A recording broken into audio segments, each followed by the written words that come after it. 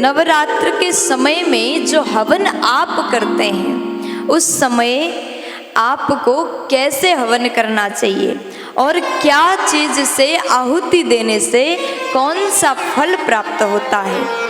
हम सामान्य जब रोज़ हवन करते हैं उसके लिए क्या क्या नियम है वो तो हम जानते हैं, लेकिन नवरात्रि के जो हवन करते हैं ना, तो उस दिन अगर आप हवन में ये चीज़ें आहुति दोगे जो मैं बताने जा रही हूँ, ऐसा करोगे तो आपको सब कुछ प्राप्त होगा, आपके ऊपर माँ जगदम्बा का असीम कृपा प्राप्त होगा।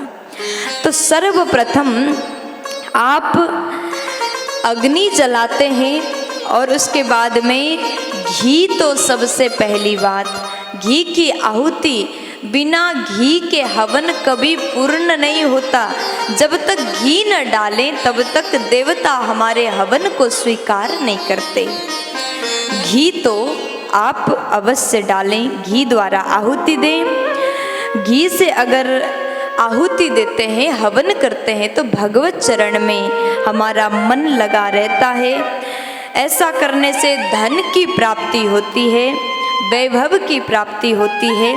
तो दूसरे नंबर में शहद मधु की आहुति, अगर आप नवरात्र की हवन में शहद की आहुति देते हैं तो ऐसा करोगे तो घर में लड़ाई नहीं होगा, झगड़े नहीं होंगे, घर में उपद्रव नहीं होंगे। इसलिए आप अपने घर में नवरात्रि में हवन करें तो शहद की आहुति अवश्य दीजिएगा।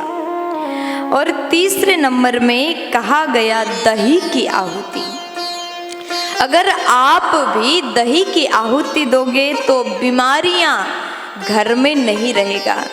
नवरात्र में हवन करने का ही बहुत बड़ी महिमा है, लेकिन ये चीज़ डालोगे तो आपको सब कुछ मिल जाएगा। हमने अभी आपको बताया दही की आहुति से आरोग्यता होता है, बीमारियां खत्म हो जाते हैं।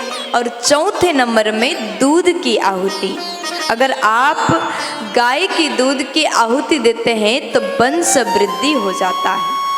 अगर आपके घर में भी संतान नहीं है तो नवरात्रि में दूध की आहुति अवश्य दें हवन करते समय। पांचवें नंबर में सूखा अंगूर की बात किया गया। सूखा अंगूर यानी किशमिश, अगर किशमिश की आहुति देते हो तो अपने इष्ट की प्राप्ति होती है, भगवत चरण में प्रेम लग जाता है, मन भगवत चरणों में लगा रहेगा। छठे नंबर में खील की आहुति और सप्तम नंबर में, सातवें नंबर में अगर आप कमल की आहुति देते हो तो ऐसा करने से आपका डूबा हुआ धन भी वापस आ जाएगा। पैसा डूब गया, किसी ने पैसा ले लिया, आपको साल हो गया, 2 साल हो गए, वापस धन नहीं आया, तो आपको कमल की आहुति देना चाहिए। और अष्टम नंबर में केला की आहुति की वर्णन है। केला को कैसे आहुति दें, केला को छीलें, उसको पीस पीस करके आप काट लीजिएगा और उसके बाद में घी में मिला करके केले की आहुति आप हवन में देते हैं।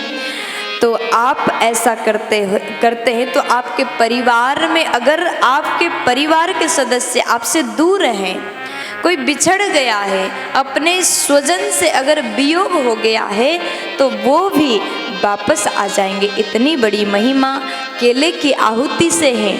और 9वें नंबर में गूगल की आहुति, गूगल जो आता है उसकी आहुति देते हैं तो आपके घर में किसी भी प्रकार के नकारात्मक एनर्जी नहीं आ सकता, आपके घर में कोई जादू टोना कर ही नहीं सकता, काला जादू कहते हैं ना, वो हो नहीं सकता। इसलिए गूगल की आहुति अवश्य दें। और 10 नंबर में खसखस की आहुति दें। 11वें नंबर में तिल की आहुति से सब कुछ प्राप्त हो जाता है। 12वें नंबर में कपूर की आहुति से वाक सिद्ध हो जाता है। और 13 नंबर में है गुड़ की आहुति, अगर आप गुड़ की आहुति देते हैं तो आपका जो मन में इच्छा है, आपके हर एक मनोकामना, मन की इच्छा पूर्ण हो जाता है। इसलिए नवरात्र की हवन में गुड़ की आहुति अवश्य दें।